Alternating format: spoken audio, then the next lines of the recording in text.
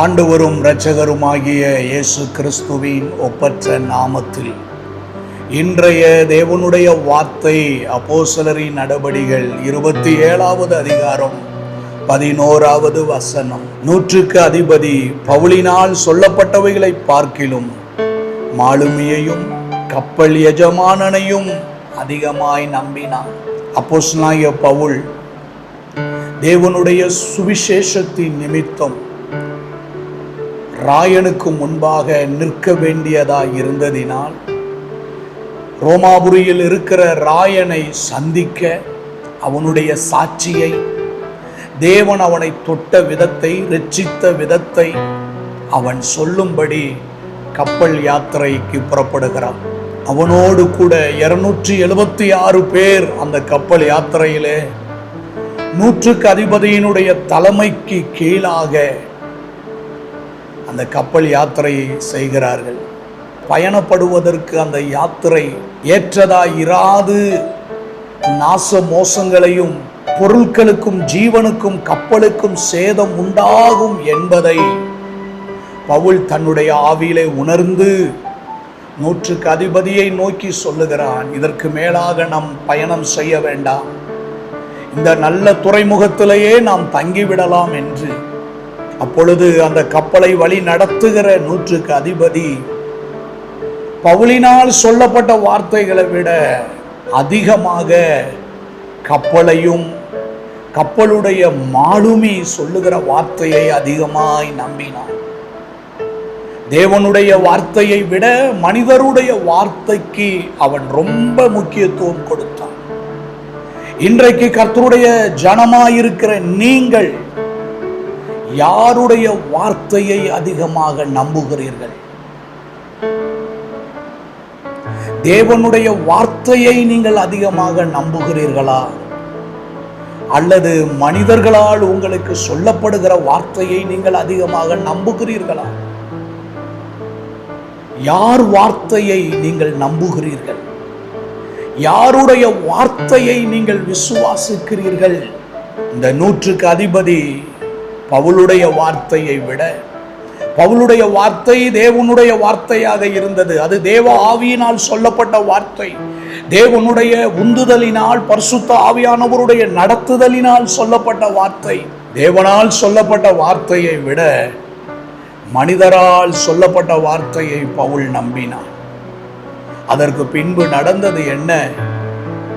அவர்கள் காரியம் கைகூடி வந்தது, தங்கள் எண்ணினது நடந்தது, தங்கள் விரும்பினதற்கு ஏற்றது போல் இருக்கிறது, தென்றல் காற்று மெதுவாய் அடிக்கிறது என்று நம்பி அவர்கள் அந்த இடத்திலிருந்து புறப்பட்ட கொஞ்ச நேரத்திற்குள்ளே ஆபத்துக்குள்ளே சிக்கிக் கொண்டார்கள்.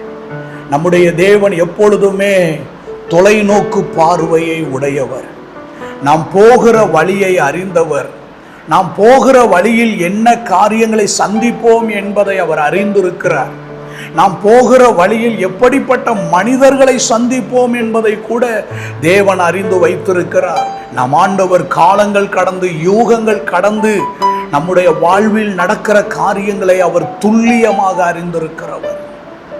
100க்கு அதிபதி அந்த கப்பலில் இருந்த அநேகருடைய ஆலோசனை தங்கள் காரியம் கைகூடி வந்தது என்று எண்ணின அந்த எண்ணத்தை தவிடுபடி ஆக்கி போடும்படி அவர்கள் கடும் காற்றுக்குள்ளே மோதி கொண்டார்கள். சற்று நேரத்திற்கு முன்பு தென்றலாய் பார்த்த காற்று இப்பொழுது கடும் காற்றாக மாறிவிட்டது. கப்பலிலே சிக்கிக் கொண்டார்கள்.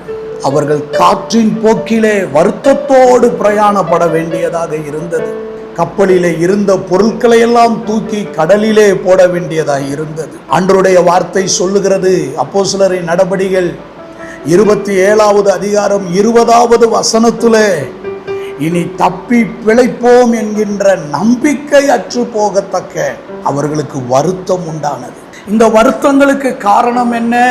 ஆண்டவர் அவர்கள் மேல் தயவு வைத்து அவர்கள் சந்திக்க போகிற ஆபத்தை உணர்ந்து கப்பல் யாத்திரை வேண்டாம் என்ற ஒரு ஆலோசனையை பவுல் மூலமாக கொடுக்கிறார். தேவனிடத்திலிருந்து ஒரு ஆலோசனை, ஒரு நடத்துதல் 276 பேருக்கும் வருகிறது. ஆனால் அவர்கள் அந்த ஆலோசனையை புறம் தள்ளி மனிதர்களுடைய ஆலோசனையை நம்பினார்கள்.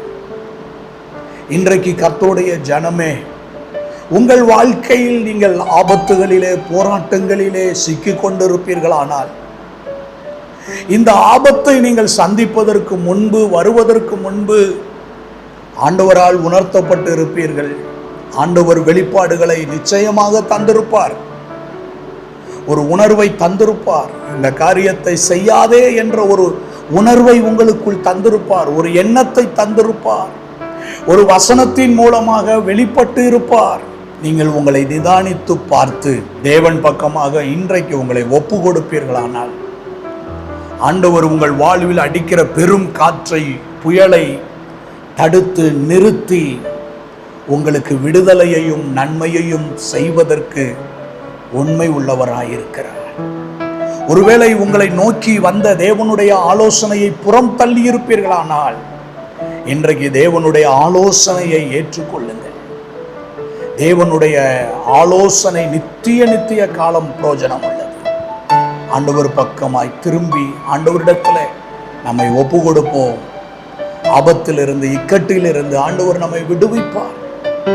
எங்கள் அன்பின் நல்ல ஆண்டவரே, எங்களை நோக்கி வந்த தேவனுடைய ஆலோசனைகளை, தேவனுடைய எச்சரிப்புகளை புறம் தள்ளி நாங்கள் எங்களுடைய வசதிகளையும் எங்களுடைய வாய்ப்புகளையும் நம்பி நாங்கள் துணிந்து செயல்பட்டு இருப்போமானால், இன்றைக்கு கர்த்தாவே உம் பக்கமாக திரும்புகிறோம். எங்களுக்கு ஒரு விடுதலையை தந்து நடத்துவீராக. இயேசுவின் நாமத்தில் பிதாவே, ஆமென். கர்த்தர் நம்மை ஆசீர்வதிப்பாராக. ஆமென்.